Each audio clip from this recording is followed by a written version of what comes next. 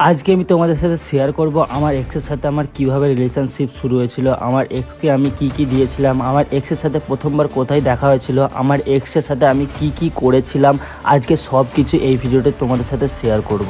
So hey guys, welcome to my new blog. তো আজকে ব্লগটা হবে তোমাদের অনেকে কমেন্ট করো ভাইয়ার লাভ স্টোরি কাহানি কি, তাহলে আমার না পড়তে মানে গাইস ব্যাপারটা হয়েছে আমার এক্সের বিষয়ে জানার খুব ইচ্ছে হয়েছে। আমি একে বারবার বলছি যে আমার এক্সের বিষয়ে আমাকে কথা বলাওনি, বললে হয়তো তোমারও কষ্ট হবে, কিন্তু না, ম্যাডামের একটাই যে তোমার এক্সের সাথে কিভাবে তোমার রিলেশনশিপ হয়েছিল সেটা আমি জানতে চাই।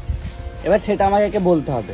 এবার একে যখন আমি বলবো সেই জন্য ভাবলাম তোমাদেরকেও বলা দরকার, সেই জন্য একে বললাম ক্যামেরা চালু করে আমি সবার সামনেই বলবো কীভাবে ওর সাথে আমার রিলেশনশিপ শুরু হয়েছিল, কিভাবে দেখা হয়েছিল, কোথায় দেখা হয়েছিল, প্রথম দেখা কোথায় হয়েছিল, কে কাকে প্রথম প্রপোজ করেছিল, কিভাবে প্রপোজ করেছিল, সব কিছু আজকের এই ভ্লগটাই তোমাদের সাথে শেয়ার করব। তোমরা ভিডিওটা পুরো কন্টিনিউ দেখো। এক্স বলতে মুস্কানের কথা বলা হচ্ছে, ঠিক আছে? মানে একদম জঘন্য টাইপের মেয়েটা। তো তুমি মন খারাপ করবে না তো? না। পাক্কা তো? হ্যাঁ। দেখো পরে ফের আমাকে কেলে দেবে না ধরে, কারণ এই দেখো সত্যি বলতে সবচেয়ে প্রথম কে কাকে প্রপোজ করেছিল এটা তুমি আগে জানতে চাও, তাই তো? সবচেয়ে প্রথম প্রপোজটা ও আমাকে করেছিল, ঠিক আছে? প্রপোজটা করেছিল হচ্ছে ইনস্টাগ্রামে। তখন আমি ভিডিও বানাতাম না, অতটাও ভিডিও বানাতাম না, টুকটাক ভিডিও বানাতাম। তো সেখান থেকে ও আমাকে দেখেছিল। আমাদের এখানে জগৎবল্লভপুরে একটা মেলা হয়, সেই মেলাটা আগের বছরে হয়নি। তো সেই মেলার টাইমে আমাকে কোন জায়গায় হয়তো ও দেখেছিল, দেখে ওর মাকে নাকি ও দেখিয়েছিল যে মা এই ছেলেটাকে আমার ভালো লাগে। মানে এত বড় সাহস মেয়েটার, ওর মাকেও দেখিয়েছে আমাকে, বলছে একে ভালো লাগে। এমনকি নাকি আমি ভিডিও করছিলাম মেলাতে, আমার পাশ দিয়েও গিয়েছিল। তো সেই টাইমে ও হয়তো আমাকে ভালো লেগেছিল। তারপরে ইনস্টাগ্রাম আইডিটা কোত্থেকে খুঁজে খাজে বের করেছিল, ইনস্টাগ্রাম আইডিটাকে খুঁজে আমার আইডিতে মেসেজ করেছে। বসে বসে ধান খেতে খেতে বলি, তাহলে মজাটা হবে, নাহলে ইন্টারেস্টটা লাগবে না। এবারে ওই আইডিতে আমাকে প্রথম মেসেজ করেছিল কেমন আছো।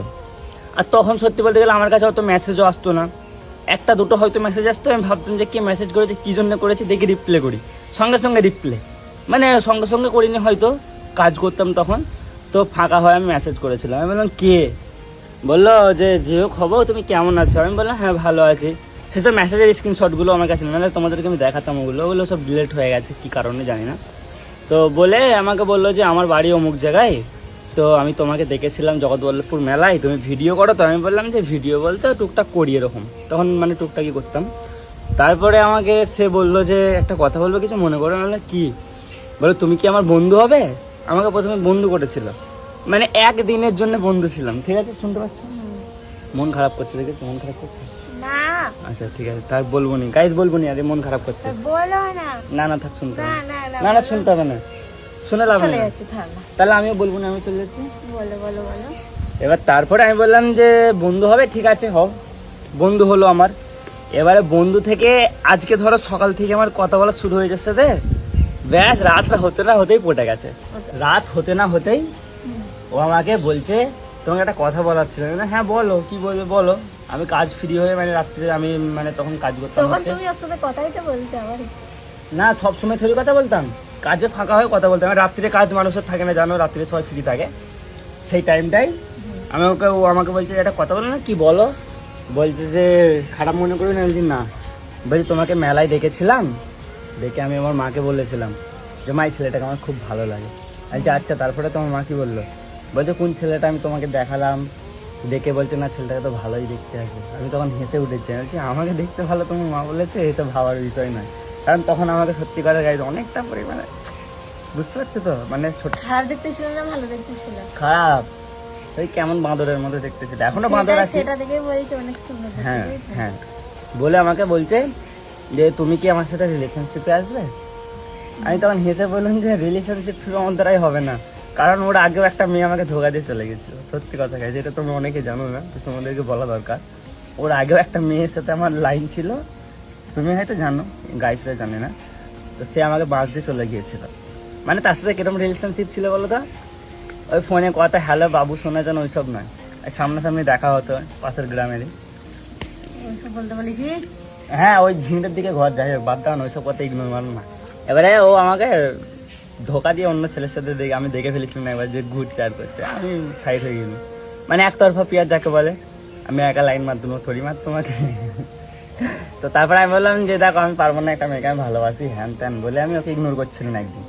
তো ইগনোর করার পর আমি ভেবে দেখলাম যে না মেয়েটা তো ঠিকঠাকই আছে। আমি বলে ফটো পাঠাও, ফটো পাঠিয়েছিল, বলে ঠিকঠাকই আছে। আমি বললাম ঠিক আছে তুমি আমার সাথে একবার দেখা করো। বললো ঠিক আছে, কোথা করবি বলো। আমি বললাম ঠিক আছে তুমি অমুক জায়গায় আছো, মানে ওদের বাড়ির পাশেই মার্কেট আছে, মার্কেটে ডেকেছিলাম। আমি ওদের ঠিকানাটা পুরো তোমাদেরকে বলতে চাইনি যে ওদের বাড়ি কোথায় ছিল। তো ওদের বাড়ির পাশে এসেছিলো, মানে মার্কেটে এসেছিলো, ঠিক আছে। ওকে ওর মায়ের সাথে, আর আমি আমার 3টে বন্ধুর সাথে গিয়েছিলাম। যাওয়ার পরে ওকে বলেছিলাম আমি যেতে পারি, আমাকে কিছু খাওয়াতে হবে। মানে তখন আমি ট্রাই করছিলাম যে সত্যি কি খাওয়াবে কোনো মেয়ে, কি ছেলেদের পেছনে পয়সা খরচা করে, আমি এটা দেখতে চাইছিলাম।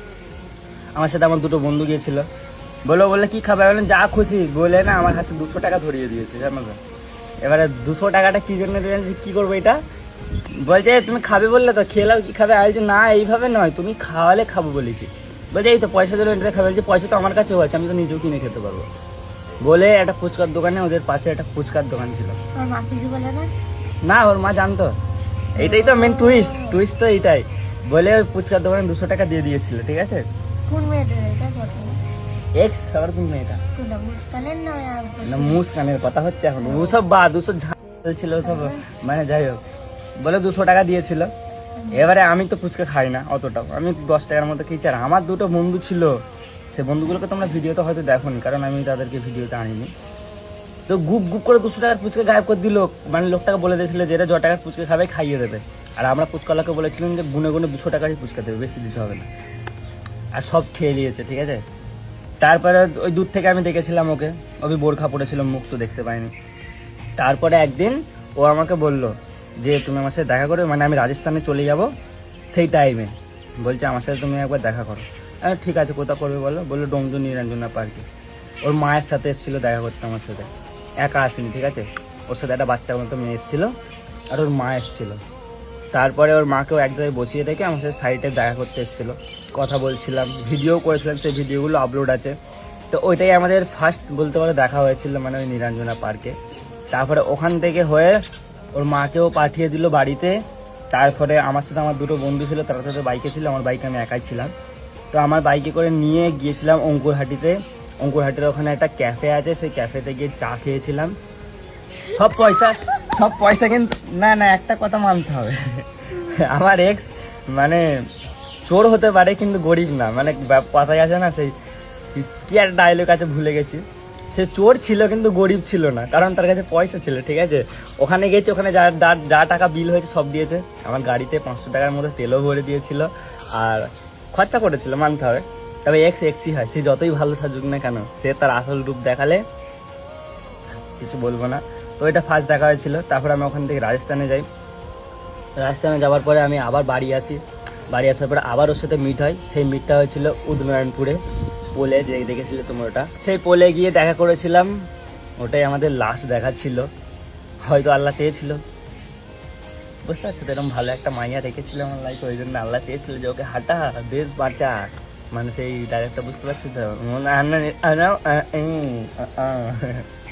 যাই হোক, এবারে এই দেখা করে আমি মানে রাজস্থান আবার চলে যাই। যাওয়ার পরে খবর পাই যে শাহরুখ খুশির খবর একটা। কি খবর রে ভাই? খুশির খবর? কি খবর? খুশির খবর? কি খবর? কি খবর? খুশির খবর মানে কি খুশির খবর? এবার তোমরা জানছো কি খুশির খবর। খুশির খবর এটাই, আমার এক্সের বিয়ে হয়ে গেছে। হঠাৎ আমি রাজস্থানে আসলাম, আসার পরে ওর বিয়ে। কিভাবে? ওয়াই? আমি চিন্তায় পড়ে গেলাম, ডিপ্রেশনে চলে গেলাম। মানে এত ডিপ্রেশন, আমার মাথা কাজ করা বন্ধ করে দিল। डिप्रेशन मैं डिप्रेशन में रहता हूँ हमेशा, अब भी मैं डिप्रेशन में हूँ, माँ कसम। 4 दिन 5 दिन হয়ে গেছে, খাওয়া দাওয়া বন্ধ, কাজ কাম বন্ধ। একটা কাজ দিয়েছে দোকানদার, কাজটা করেছি 1 সপ্তাহ ধরে কাজ করেছি। যে কাজটা 2 দিনে হয়েছে সেই কাজটা 1 সপ্তাহ ধরে করেছি।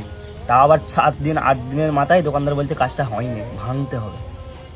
মানে বুঝতে পারছো, এত ডিপ্রেশন ছিল, ডিপ্রেশন, বুঝতে পারছো, डिप्रेशन তো তারপরে ডিপ্রেশন থেকে আমি কিভাবে বেরোবো, আমার মাথা কাজ করছিল না। মানে মানে তারপরে হঠাৎ করে যখন চাঁদের মধ্যে পুরীটা হঠাৎ করে কোত্থেকে জানি না উড়ে টপকে এসে, হাই কে, আপনার ভিডিও দেখলাম, আপনি জি অনেক কষ্ট পাচ্ছেন জি, আপনার কষ্ট আমি সহ্য করতে পারছি না জি। প্রথমে জি আগু জি না পিচ্ছি জি লাগা দিয়া, ব্যাস আমি জি করে করে এখন আমার ঘরে এসে বউ হয়ে গেছে। এর কাহিনী তো জানো, এটা শেয়ার করতে চাই না।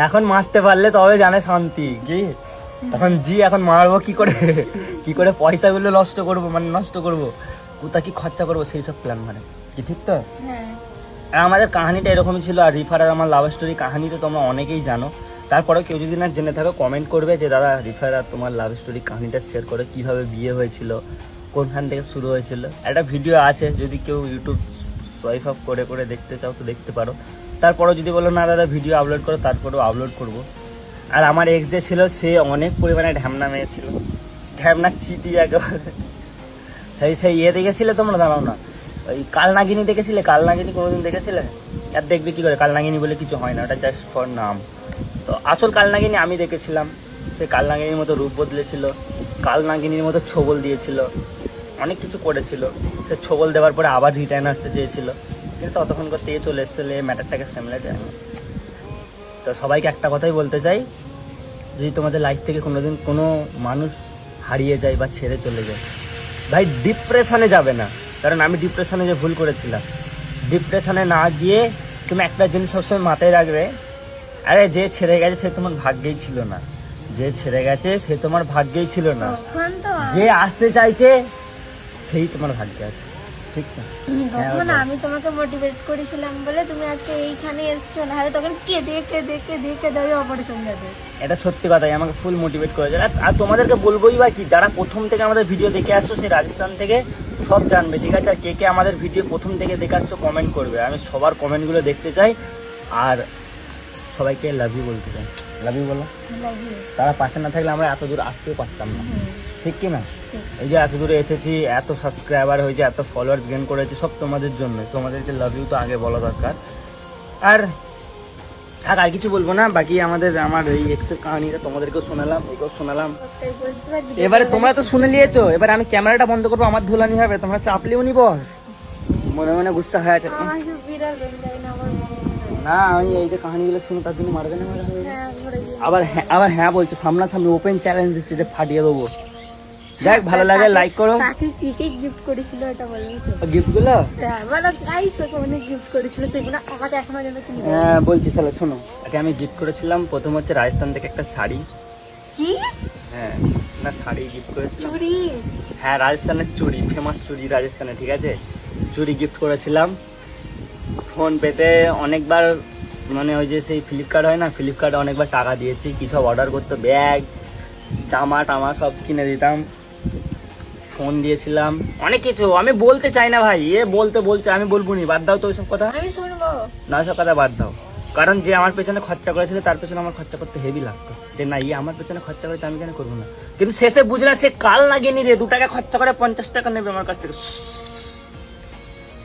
ভালো এই খরচা করাই কিন্তু এই খরচা করে না আমার পিছনে ওই জন্য এতদিন আমি ভালো জায়গায় সাজিদানের ভিডিওটা এতটাই থাক বেশি এক্সের কাহিনী শেয়ার করে লাভ নেই কেমন লাগলো আমার এক্স কাহিনী হ্যাঁ পৌঁছে দাও কেউ যদি কাউকে চিনে থাকে ভিডিও মুস্কান বলে কোনো যদি মেয়েকে তোমরা চিনে থাকো হয়তো সেও হতে পারে জিনিসটা ঠিক আছে শেয়ার কর বিয়েওয়ালা হলে তাকেও শেয়ার করবে কারণ আমার এক্সেরও বিয়ে হয়ে গেছে কিন্তু ক্লু দিচ্ছে একটা এখান থেকে বেশি দূর ঘর না তোমার এবার বুঝে নাও কে হতে পারে যেটা খুশি মুর্শিদাবাদে হলেও শেয়ার করে দাও বাংলাদেশে হলেও শেয়ার করে দাও বাংলাদেশের যদি কেউ দেখে থাকো মুস্কান বলে তাকেও শেয়ার করে দাও ঠিক আছে যাই হোক ভালো থেকো সুস্থ থেকো কালকে নতুন ভ্লগ আসছে লাভ ইউ বাই বাই